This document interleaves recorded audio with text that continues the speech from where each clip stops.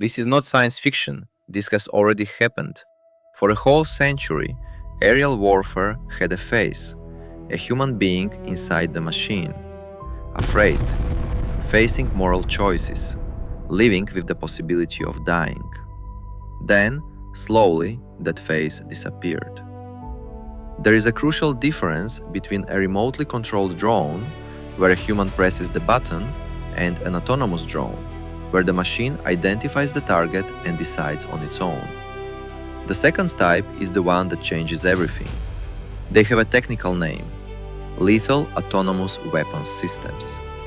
The world calls them killer robots. But unlike the movies, they are neither metallic nor humanoid. They are discreet, silent, and increasingly cheap. In recent conflicts, drones destroyed more equipment in weeks than conventional battles did in months. It was the first type of warfare where machines decisively dominated the battlefield. On other fronts, the equation changed even more. Anyone with limited resources could adapt a commercial drone into a weapon. Aerial warfare, which once required years of training and million-dollar jets, was suddenly within reach of anyone with a toolbox and a laptop. When a machine kills, who is responsible? The programmer who wrote the code? The general who authorized its use? The government that bought the system? For the first time in military history, this question has no clear answer.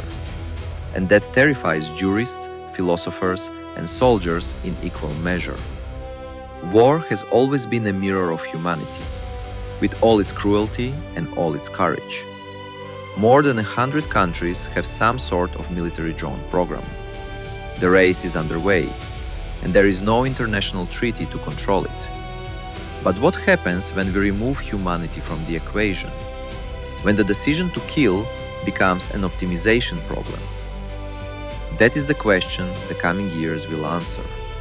And the answer does not depend solely on generals and engineers. The answer will not come from a single place. It is being built right now, in defense labs, in closed-door sessions of the UN Security Council, in classrooms where engineers are still deciding what kind of technology they want to create.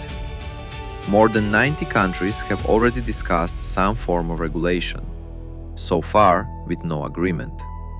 What is at stake is not just how wars will be fought, it is who or what will have the authority to decide when a life ends.